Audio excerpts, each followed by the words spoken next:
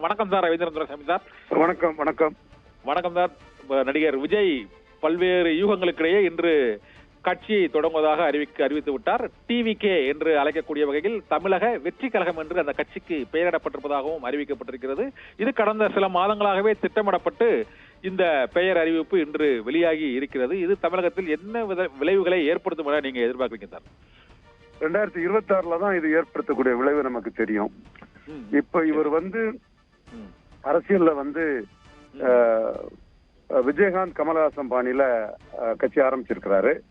அவர்கள் தேர்தல் நெருக்கத்துக்கு ஒரு 8 மாசத்துக்கு முன்னாடி தங்கள் கட்சியை ஆரம்பிச்சாரு. இவர் 2.5 வருஷத்துக்கு முன்னாடி அதை அனௌன்ஸ் பண்றது என்னை பொறுத்த வரையில அவங்க மக்களவை தேர்தலை கண்டஸ்ட் பண்ண மாட்டோம்னு சொல்றாரு. அதே வேளையில 26 தான் டார்கெட்னு சொல்லும் போது அவர்கள் பாணியிலேயே 8 மாசத்துக்கு முன்ன அந்த கட்சி போக்கஸ்ல இருக்கக்கூடிய அளவுக்கு அதை பண்ணிருக்கலாம். அரசியல் நிகழ்வுகள் யாரும் எந்த சக்தியும் கண்ட்ரோல் பண்ணிவிட முடியாது. அப்படி இருக்கும்போது ஒரு 2.5 வருஷ காலகட்டத்துக்குள்ள பல அரசியல் நிகழ்வுகள் வரும். அந்த டைமிங் கட்சி அனௌன்ஸ் பண்ண டைமிங் என்ன பொறுத்த அளவுல அது சரியான விகமா நான் கருதல. அவருடைய அட்வைசர்ஸ் இதை கொண்டு போயிட்டு 25ஆம் ஆண்டே பண்ணினாதான் கரெக்டா இருந்திருக்கும். சரத்குமார் இதை தவிர இதுல அவர் விஜயின் ஆலோசனைகள் செய்து விட்டார்களோ என்று நான் கருதுகிறேன். எனிவே 2026 தான் எல்லாத்தையும் முடிவு பண்ணும். அவருக்கு விஜயகாந்த் கமலஹாசன் போன்றவங்க க்ரௌட் புல்லிங் கெப்பாசிட்டி உள்ளவங்க ஒரு வாக்கு வலிமை பெற்றது மாதிரி விஜய்க்கும் ஒரு வாக்கு வலிமை கண்டிப்பா உண்டு. அது அவர் என்ன கொள்கையை சொல்றாருங்கிறத பார்க்கணும். அந்த கொள்கையை மையமா வச்சு எப்படி வருகிறார், யாருக்காக வருகிறார், என்ன சொல்லுகிறார் என்பதையெல்லாம் பார்த்துதான் அது முடிவு செய்ய முடியும்.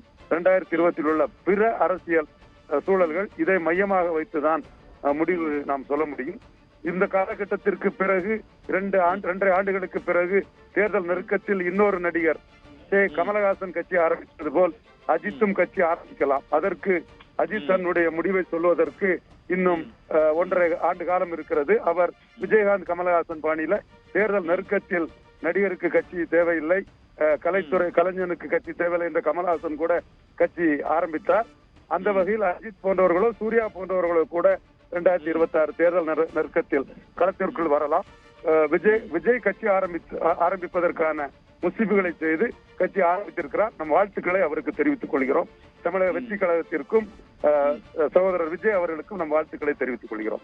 ஓகே சார், நீங்க வாழ்த்துக்களை தெரிவித்திருக்கீங்க. அவர் தமிழகத்தில் ஒரு புதிய அரசியல் வரவாக தமிழக வெற்றி கழகம் வந்திருக்கிறது. ஆனால் தமிழக அரசியல் களத்தில் இன்னொரு நடிகருக்கு ஒரு புதிதாக ஒரு வாக்கு வங்கி உருவாகி வெற்றி பெறுவதற்கான ஒரு அரசியல் சூழல் நிலவுதா சார்? திமுக 30%, அதிமுக 30% வாக்குகளை அவங்க அள்ளிட்டு போயிடுறாங்க ஒவ்வொரு தேர்தலையும். இருக்கிற 40% கிடையாதுங்க. எங்கெங்க நீங்க அதிமுகவுக்கு 33% இரட்டை தலைமைக்கு கிடைச்சது. 33% இரட்டை தலைமை கிடைச்சது. மக்களவையில 20% கிடைச்சது. இது மக்களவை தேர்தல்ங்கிறதுனால நான் 30 கிடையாதுங்கிற வார்த்தையை சொல்லிட்டேன். சட்டமன்றத்துல EPS OPS 33 எடுத்தாங்க. You are right. Okay sir, இருக்கு. அந்த இதுகளை மீறி புதிதாக ஒரு வாக்கு வங்கியை உருவாக்க முடியுமா சார்? அது வாய்ப்பு இருக்குதா? அதாவது மற்றபடி இந்த கொள்கை சித்தாந்தத்தை பொறுத்தவரை அந்த மேல டேக்ல பிறப்புக்கும் எல்லா உயிர்க்கும் என்ற ஒரு டேக் வச்சிருக்காங்க. இதுக்கு முழு பனையூர்ல நடைபெற்ற ஒரு கூட்டத்துல 2024க்கு பிறகுதான் இந்த திமுக அதிமுக என்ற சிலரின் செல்லரித்து போன பழமைவாதிகள் பிரிசனர் ஆஃப் பாஸ்டோட அந்த கருத்து தப்புங்கிறது 24ல நிரூபிக்கப்படும். உங்களோட கருத்தையும் சேர்த்துதான் சொல்றேன். அதிமுக 30% திமுக அதிமுக அக்கினை பொருட்கள், உயிரற்ற பொருட்கள். திமுக அதிமுக மோதல் என்பது எம்ஜிஆர் தலைமையிலான இரட்டை இலைக்கும் கலைஞர் தலைமையிலான உதயசூரியனுக்குமான மோதல். ஜெயலலிதா தலைமையிலான இரட்டை இலைக்கும் கலைஞர் தலைமையிலான உதயசூரியனுக்குமான மோதல்.